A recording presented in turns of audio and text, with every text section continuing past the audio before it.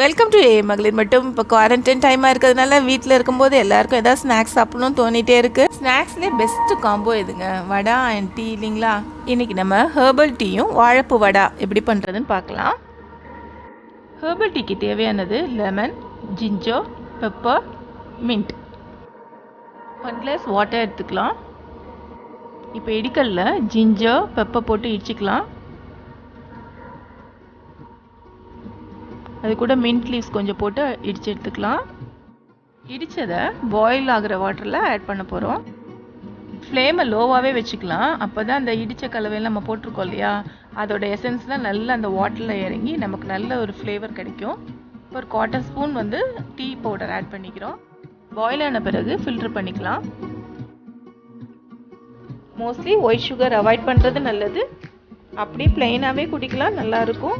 உங்களுக்கு ஸ்வீட்னஸ் தேவைன்னா நாட்டு சக்கரை ஆட் பண்ணிக்கோங்க.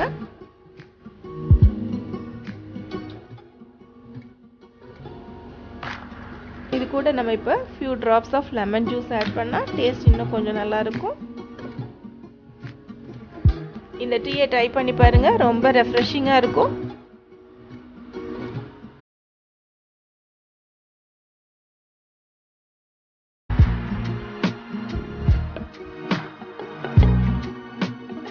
நெக்ஸ்ட் வாழைப்பூ வடை பார்க்கலாம். எங்கள் வீட்டு வாழை மரத்தில் வாழை கொளத்தள்ளி இருக்குது. இதுலேருந்து தான் நான் வாழைப்பூ எடுத்து வாழைப்பூ வடை செய்ய போகிறேன்.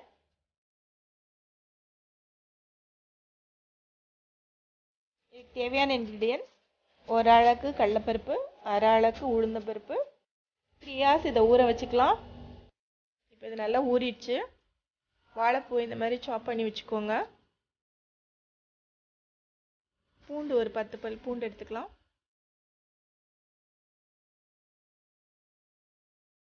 பச்சை மிளகா, புதினா, வெங்காயம், கருவேப்பிலை இதெல்லாம் பொடியாக சாப் பண்ணிக்கிறோம்.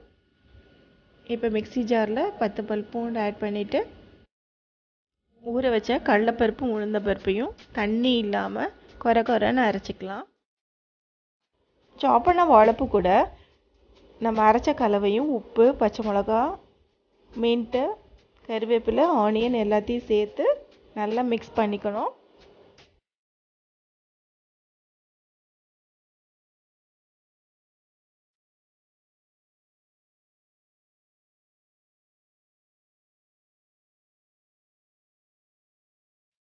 இது கூட சோம்பு, கொஞ்சோண்டு பெருங்காயத்தூளும் ஆட் பண்ணிக்கோங்க. இப்போ எல்லாம் கலந்ததை நம்ம இந்த மாதிரி சிறு சிறு உருண்டைகளாக உருட்டி உள்ளங்கைக்கு நடுவில் இந்த மாதிரி தட்டி போடணும். விரலை வச்சு அமுக்கக்கூடாது. இப்போ பாருங்கள், இந்த மாதிரி தட்டி உள்ளங்கைக்கு இடையில இந்த மாதிரி தட்டி எண்ணெயில் போடுங்க. இந்த வடையில் உளுந்தம்பருப்பு சேர்த்துருக்கனால மெது வடை மாதிரி இருக்கும்னு நினைக்காதீங்க. கடலைப்பருப்பும் உளுந்தம்பருப்பையும் நம்ம 3 hours ஊற வைக்கிறதுனால நல்ல கிறிஸ்பியாக இருக்கும் வடை. நிறைய பேர் மாவு உருட்டி இந்த 3 விரலால் இப்படி தட்டி போடுவாங்க, அது நல்லா இருக்காது. மாவை நல்லா உருட்டிட்டு உள்ளங்கை நடுவில் வச்சு இந்த மாதிரி தட்டி போடுங்க.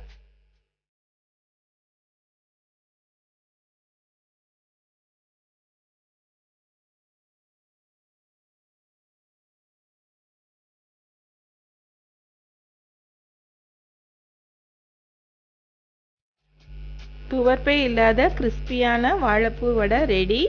ஒரு கையில் வாழைப்பூ வடையை கடிச்சிட்டு இன்னொரு கையில் அந்த டீயை சிப் பண்ணி ரெண்டையும் சேர்த்து ருசித்து சாப்பிட்டு பாருங்கள். ரொம்ப நல்லாயிருக்கும். ட்ரை பண்ணி பாருங்கள். தேங்க்ஸ் ஃபார் வாட்சிங்.